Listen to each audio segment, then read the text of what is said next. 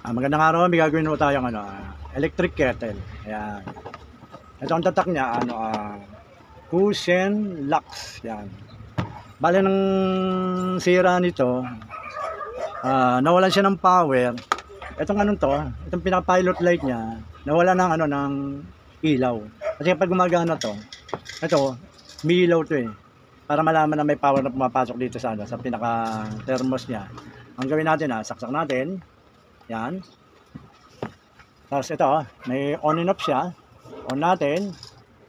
Wala pa rin. Off. On uli. Off. Wala. Ibig sabihin, walang pumapasok na kuryente rito sa sa pinaka-thermos. Ang gagawin natin, unang tetest rin natin. Itong pinaka-stand niya. Titignan natin tong plug kung may contact siya rito sa dalawang to. Ayun, may nakikita kayo parang puting yun. Dalawang yan. Yan. Contact siya nito. Yung dalawang yan, may kuryente yan. Ang lumalabas sa kuryente diyan 220. Bali ang gagawin natin, te-testerin natin siya ng ng analog tester. Yan. Titingnan natin kung yung pinaka-cordon hanggang dito, kung may sira o okay pa. Bali ang pag-tester niyan, yung isang linya rito, yan, ilalagay mo diyan. Tapos susundutin mo yung isang, may nakikita kang parang puting dito sa loob para malaman mo kung may contact. Ang tester natin, analog tester, nasa times 10 ohm. Yan. Sundutin natin yung pinakaputing yon. Ayun, meron siya. Ibig sabihin, itong linyang to may contact. Baliktad natin. Dito naman tayo sa kabila. Ayun, meron. Ibig sabihin yan, okay yan.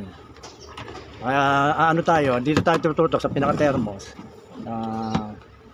Titingnan natin kung may contact naman to. Ito, kung nakikita nyo yung dalawang bilog na to, ito, yan. Kumakapit siya sa dalawang puting yun, nandun sa loob, para pumasok ang kuryente. Itong dalawang to, to ng kuryente ng 220. Te-tester rin natin kung may contact siya. Bale yung tester rin natin, itong dalawang linya naman ng thermos ito. Didikit natin. Tapos titingnan natin kung papalo yan. Yung pinaka-analog tester. Yan, dinikit ko. Tapos natin yung on and off, pindutin natin. Hindi natin kung papalo. Ayun, wala. Kahit anong pindot dito sa analog tester, hindi tumataas yung yung pinaka-test pad. Ibig sabihin, open. Maling gagawin natin, babaklasin natin ito.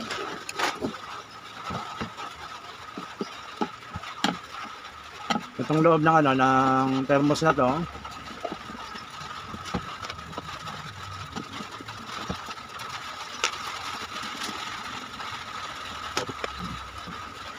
Yan, nabaklas natin. Ito yung loob ng ng ganitong thermos. Bali ang niya, ng laman niyan, ito. Itong bilog na to, nakikita yung bilog na yan. Ayan yung heater. Kaya ang nilalagay na tubig sa loob, kumukulo, ito, umiinit to. Yan, ito yung dalawang dulo niya. Ito, saka yan. Yan yung dalawang yan. Ang gagawin natin, tetesterin natin to. Titingnan natin kung may contact pa siya o wala.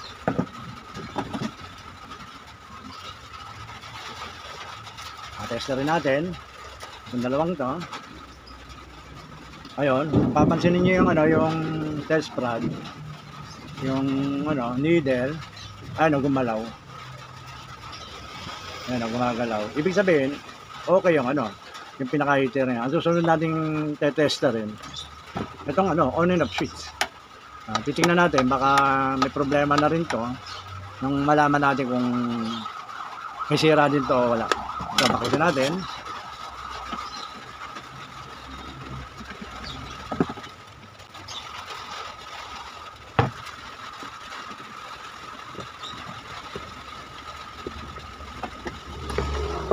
Kaya yung on and off switch nyo. Bali ang gagawin natin, babaklasin natin to, tetesterin natin. Ito yung linya niya. Ayan, yung dalawang yan. Yan linya niya. Tetesterin natin niya sa kabilaan. Tingnan natin kung may contact. Testerin natin. On natin. On. Ay, hindi mapalo yung test rod. Off. on, off. Ibig sabihin, may problema yan, yan yung pinaka-contact switch niya. Ang gagawin natin, tatanggalin natin to.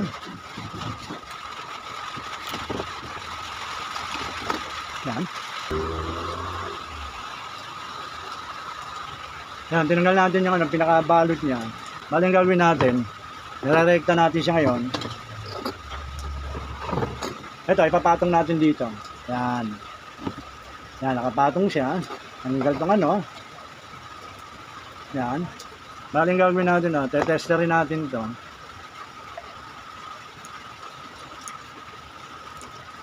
Ito, ang pinaka-cordon. Yan. Tingnan natin kung magkakaroon to ng contact. Pag pinagdikit natin to, andito yung on and off eh. Titingnan natin kung papalo yun. Itong pinaka BOM tester. Yan. Pagdikit natin. Ayun nagkaroon siya ng contact. Ibig sabihin, ang problema lang nito, itong on and off switch. Kaya nawalan siya ng power dito. Ito, babalik lang natin itong itong pinakatakip dito ng heater para pantay rito.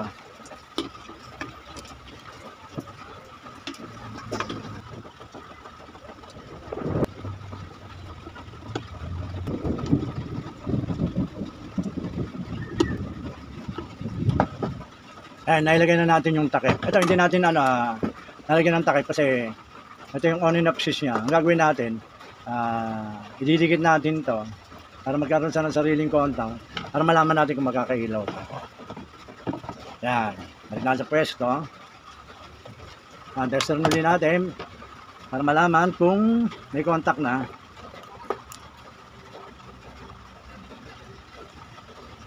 Ayan.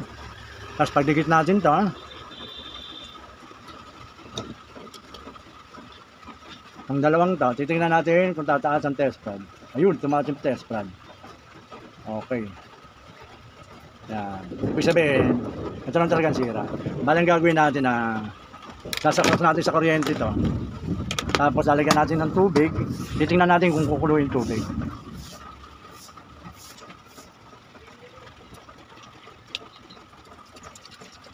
Yan. Tubig na. Sasaksak natin. Namin ito. Tapos ito, pag didikit natin,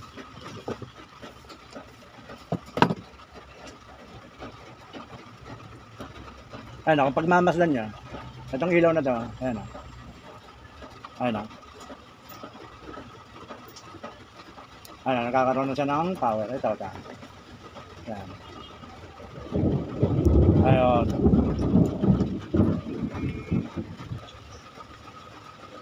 Yan. Lagyan natin tape.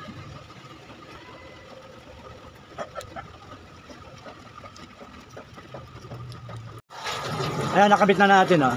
Ang gagawin natin ngayon, sasaksak natin. Titingnan natin kung kung kukulo yung yung inilagay natin dito, yung tubig. Sasak natin. Ayun, nagkailaw na siya. Buksan natin to. Ayun, umuusok na. Ayun, kumukulo na.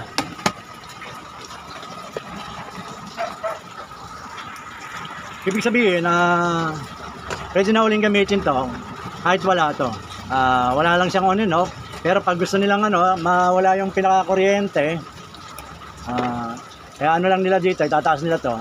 Wala nang contact yan dito sa pinaka-plug. Pag nilagay na ganyan, magkakaroon ulit siya ng kuryente, kukulo na uli.